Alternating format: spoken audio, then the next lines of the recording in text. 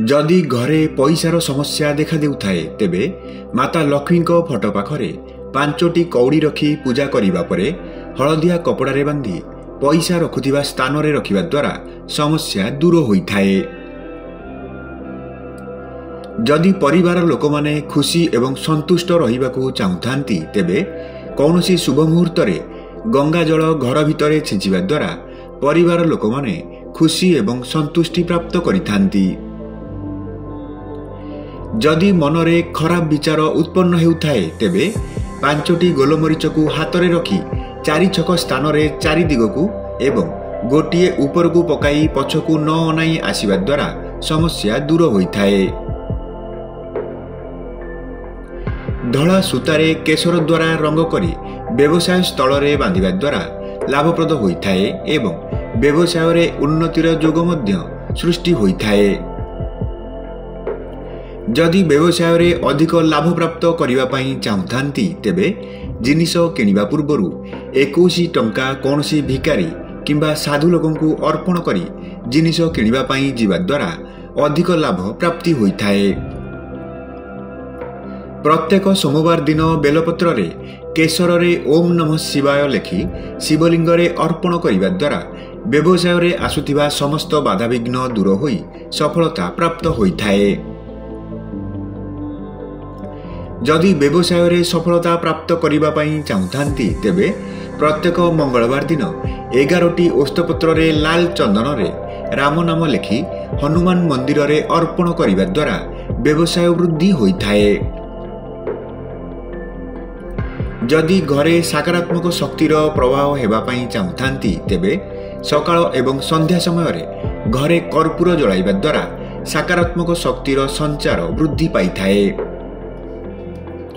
जदि कौनसी मानसिक समस्या किंबा मानसिक व्यस्तता देखा देउथाए तेबे सोइबा समय रे तंबा पात्र रे जल रखी सकाळू बाहरे पकाई देबा द्वारा समस्या दूर होइथाए।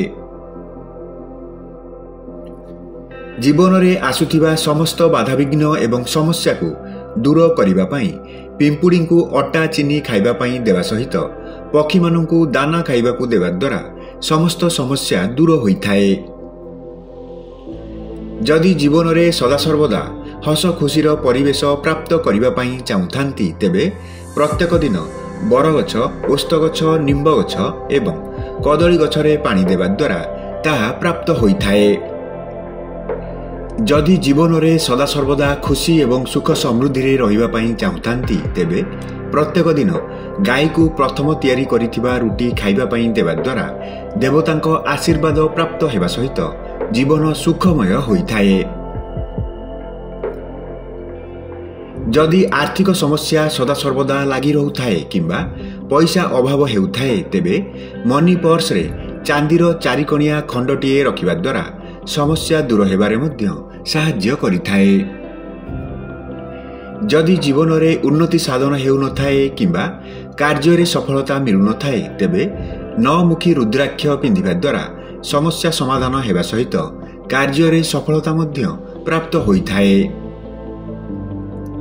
जदि कार्य रे बारंबार बाधा विघ्न आसुथाए किंबा घरे अर्थ अभाव रहुथाए तेबे बुधवार दिन 7 प्रकार शस्य दान करिबा द्वारा समस्या दूरीभूत होइथाए। जदि कन्या जन्म परे पुत्र चाहुथांती तेबे कन्यार नाम उच्चारण दिन कन्यार पाद छुई पुत्र कामना करिबा सहित खीरी बांटिबा द्वारा मनस्कामना पूर्ण होइथाए। जदि कौनसी लोक अधिक दिन पर्यंत रोगग्रस्त होइथांती तेबे सोइबा समय रे तकिया तळे सहदेई चेर किंबा ओस्तगछ चेर रखिबा द्वारा शीघ्र आरोग्य लाभ होइथाए। जदि परिवार रे उत्तम संपर्क एवं अभाव दूर करिबा पई चाहुथांती तेबे कार्यरू घर को फेरिबा बेले खाली हाथ रे फेरिबा उचित नुहे, यह अशुभ होइथाए। जदि घरे कौनसी खराब होइथिबा घड़ी रहिथाए किंबा चालू नथिबा घड़ी रहिथाए तेबे ताकू घरू बाहर करि देबा उचित। यह द्वारा परिवार लोकंक प्रगति बाधा प्राप्त होइथाए। जदि घर को माता लक्ष्मी को आगमन हेबा पई चाहुथांती तेबे अमावास्या दिन नड़िया एवं खीरी घर भितरे बुलाइबा परे नड़िया को दुआर मुहरे भांगिबा सहित खीरी कुकुर को खाइबा को देवा द्वारा माता लक्ष्मी को आगमन होइथाए।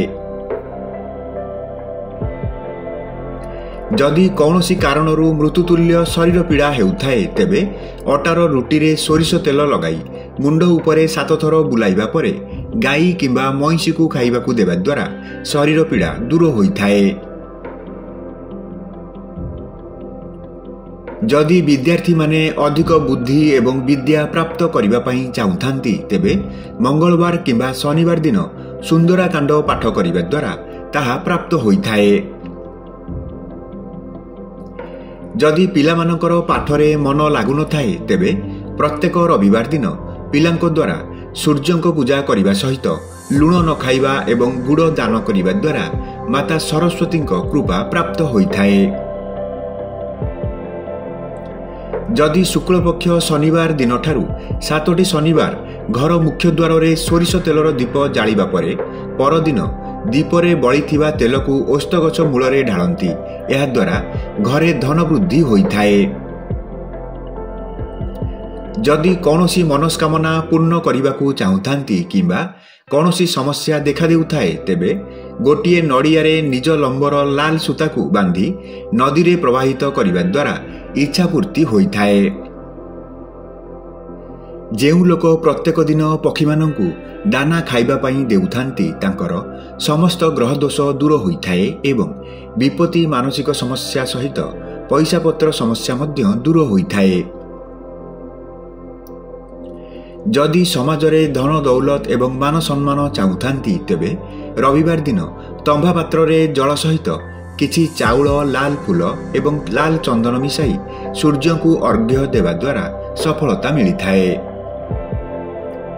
जदि शनि महादशा किंबा अंतर्दशा चली थाए तेबे शनिवार दिन शनि मंदिर रे सोरिष तेल दान करिबा द्वारा समस्या दूर हेबा सहित अटकी थिबा कार्य संपूर्ण होइथाए।